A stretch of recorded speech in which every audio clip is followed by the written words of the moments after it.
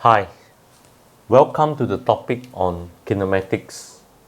Now, if you have not watched my video, the first two videos on the displacement, velocity, and the acceleration time graph, I urge you to go and watch it because that is the basics of kinematics.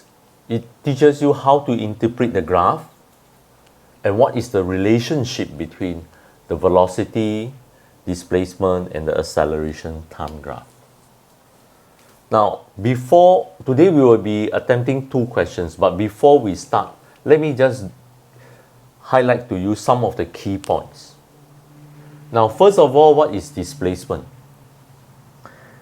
Displacement is how far an object is away from a fixed point. Let's say Ali started from home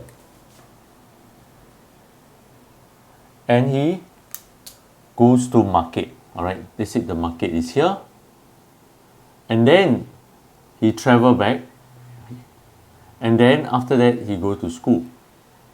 All right, this is school, and the distance away from the house is, let's say, is 200 meters.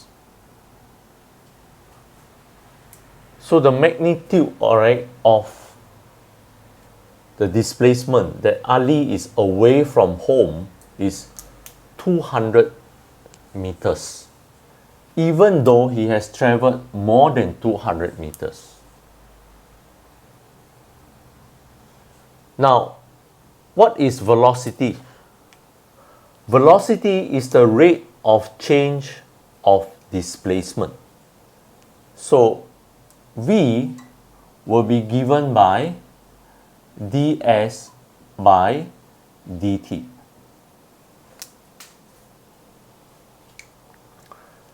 Now, since it's the rate of change, can we use like displacement 1 minus displacement 2 over the time period?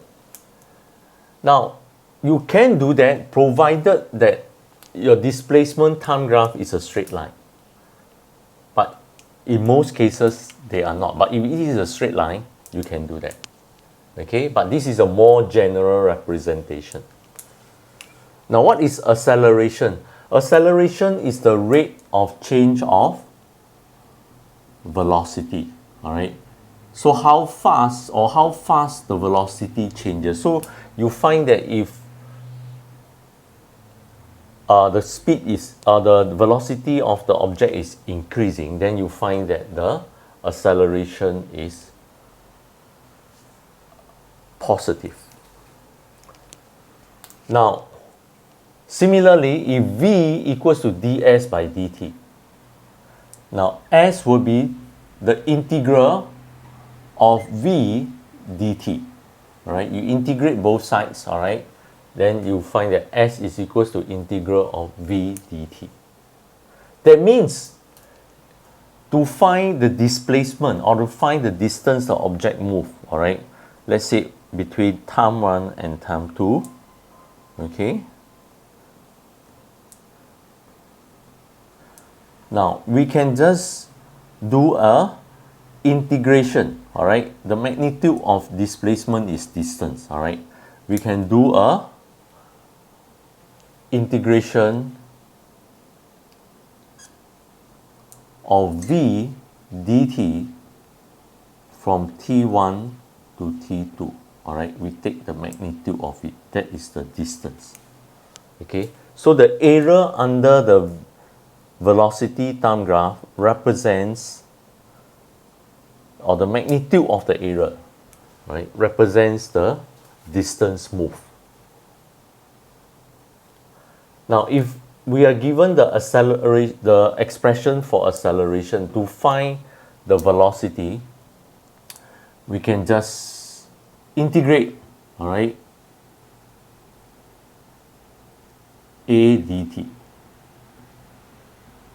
Okay, that will be, you get the expression for your velocity.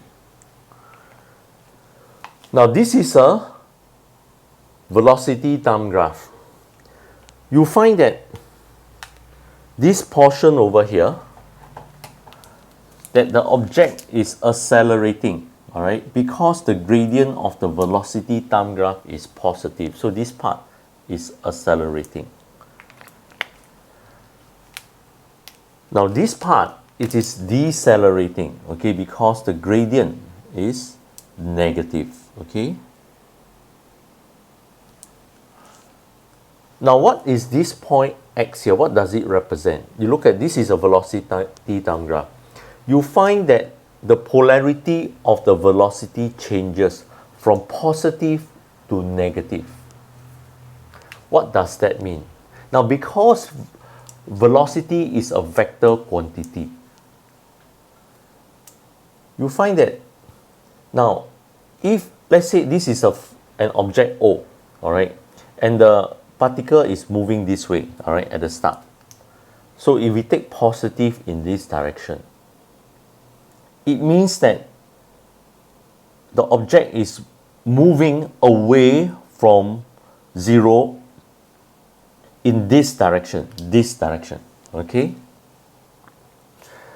Now then velocity comes to 0. That means it comes to an instantaneous rest, all right. So the rest, let's say, is here, okay. So here v is 0. Then the velocity changes in polarity, all right, becomes negative. That means the object is traveling backwards, all right, towards O. Now, so for velocity time graph, where the velocity time graph cuts the t-axis, all right, is where if it changes polarity, changes from positive to negative or negative to positive, that means the object does a U-turn, all right.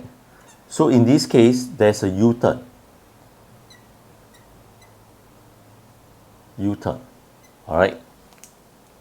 Now with this basic knowledge, we will then move on to question 1 and 2. Now let's look at question number 1.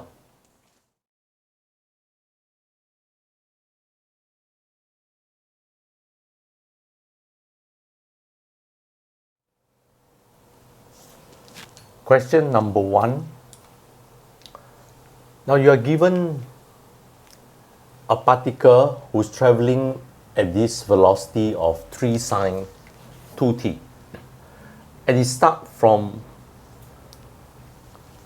a distance of 2.5 meter away from the point O.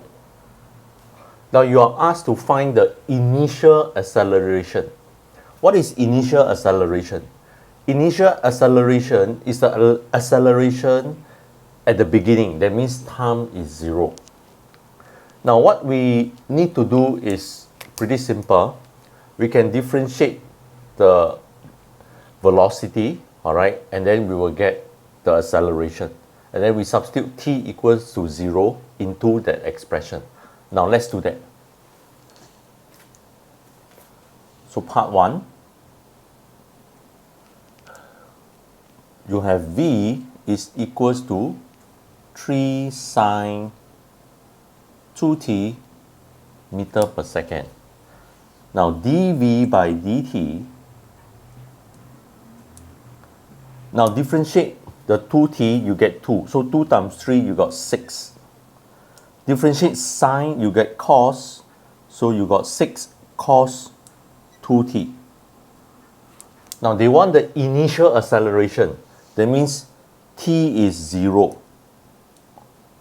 When cos 0 is 1, all right? So 6 times 1 is 6. So you got 6 meter per second squared. Okay? Now next, you are asked to find the displacement of the particle in terms of t. Now, if we integrate the expression of v, you get the displacement. They want it in terms of t. So we just need to integrate v So let's do that. So part 2, S will be the integral of v dt. That is integral of 3 sine 2t dt. Now integrate of sine is minus cos. So you got minus 3 cos 2t divided by 2. Now don't forget the constant, so you need to plus c. Now you need to find this value of c. Now it is given that at t equals to 0, it is 2.5 meters away from the start point. So with this information, we can say that when t is 0, s is equals to 2.5. Now we can then substitute this information into this expression to find c. So let's do that. So 2.5. Now cos of 0 is 1. Alright, so you have minus 3 over 2. And minus 3 over 2 is minus 1.5. So you bring over. So you got c is equals to 4. So what is the expression of s, sorry. So the displacement is given by minus 3 over 2 cos 2t plus 4. Now let's move on to part 3 of the question. Now for part 3 of the question, you are asked to find the maximum, state the maximum velocity. Now you are given this velocity expression. So if we look at the graph,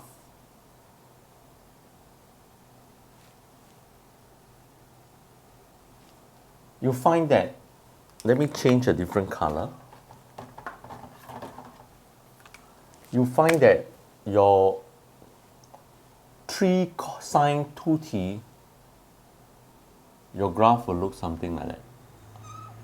Alright, then you just carry on, okay? Now, your maximum here is 3. This is the amplitude. Alright? So, Vmax will be equals to 3 meters per second. Now, we can look at it another way, alright? So, we can look at it this way too. Now, sine 2t is between minus 1 and 1. Therefore, 3 sine 2t, you multiply 3 throughout, will be between 3 and minus 3. So Vmax is 3 meters per second. Now you are asked to find the furthest point the particle is away from 0, from O. Alright, O is the start point. So you look at this expression. Now, S is given by what? Alright, S is given by minus 3 over 2 cos 2t plus 4. You want to find S max because S is the displacement of the particle that is away from 0. Now, you can do this likewise. You can sketch a curve also, but I will use inequality to find S max. Right? Of course, you can try to sketch the graph, alright? Nothing wrong with that. Now, so cos 2t is between 1 and minus 1. So you times 3 over 2 throughout. So you got 3 over 2 minus 3 over 2 So cos 2t or times minus 3 over 2, right? So it will be between minus 3 over 2 and 3 over 2. Now we add 4 throughout the inequality. So you have 2.5 here minus 3 over 2 cos 2t. Now here you have 5.5, all right? This is 1.5 plus 4. Oh, so you have to write a plus 4 here, all right? Sorry. All right, so this expression is in between 2.5 and 5.5. So they want the furthest point the particle is away from 0. So S max will be equals to 5.5 meter. All right. So this is part 3. Okay, for that we have come to the end of this question. Let's move on to question 2.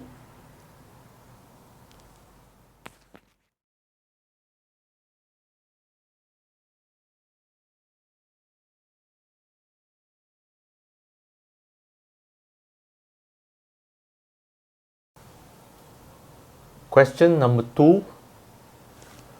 Now, a particle is moving at the velocity of v given by this expression.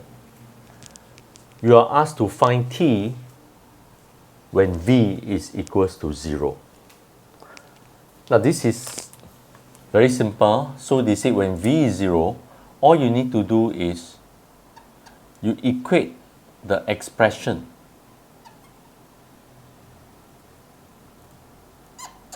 of v equals to 0.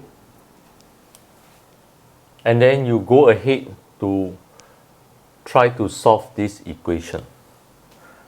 Now I'm more comfortable to work with a positive t squared. So I times minus 1 on both sides. So I have 3t squared minus 8t minus 3 equals to 0. And then I can factorize this. So I got 3t, t minus 3 here. And this is a plus 1, 3t plus 1 equals to 0. Now I find that t equals to minus 1/3 or 3. Now this one we reject. All right, we reject this. All right, because you can't bring back time. All right, time cannot be negative. All right, so your answer is t equals to 3 seconds. All right. Now next, you're asked to find the distance traveled from t equals to 1 to t equals to 1 to t equals to 2. Now, you know that to find the distance traveled, we can integrate your velocity time graph. Now let's make a sketch of this velocity time graph first. Now you know that it cuts at minus 3, minus 1/3 and 3. All right, so this is minus 1/3 and 3. So the maximum point will be something like this, and you know that it's a negative t squared. So this is a maximum graph. All right, so the graph looks something like this. All right, and after that it just moves downwards. All right, now this is 3. When t is 0, your velocity is 3. Now you want to find the distance traveled from t equals to 1 to t equals to 2. So what we can do is we integrate, all right, v from t equals to 1 to 2. So we are actually finding the area under the graph of a velocity time graph. The area will be represented by the shaded area. Okay, now let's carry on with part 2. So the distance traveled, now the distance traveled will be the magnitude of the displacement. All right, so integrate v dt from 1 to 2. All right, we do a magnitude, a modulus here. So integrate from 1 to 2. So if we do an integration, you have 3t plus 4t squared minus t cubed from 1 to 2. Of course, you will take the magnitude of it because it's distance. Now you put the values inside. So what will you get? You get 6 plus 16 minus 8 minus 3 minus 4 plus 1. You got 22 here, 23. So 23 minus 12 minus 15. And you got 8 meters. Okay. Now let's move on to part 3 of the question. Part 3, you are asked to find the maximum velocity. Now this is the maximum velocity. All right.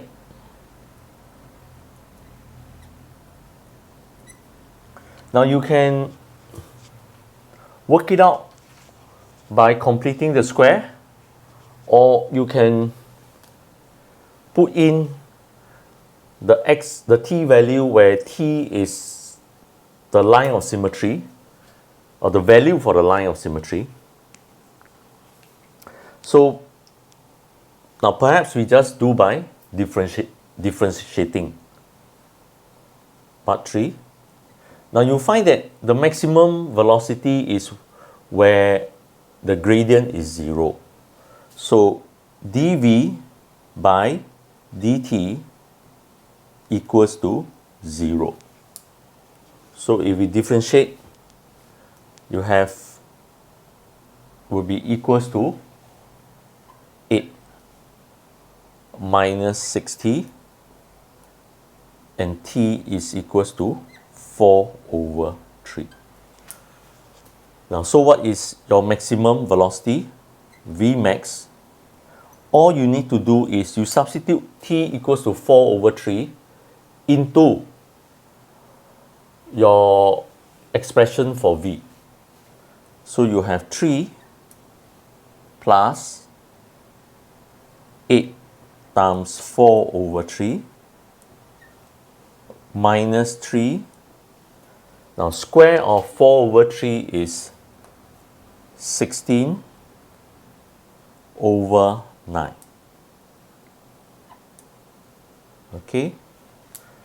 Now if you punch this into the calculator, you will get v is 8 1/3 meter per second. Now for that, we have come to the end of question 2. In the next video, we will be working out on this particular question. Now, part C of this question is rather interesting. Now, this question is obtained from a particular textbook. You find that the working there is rather long, and also in many schools, teachers also do it the same way.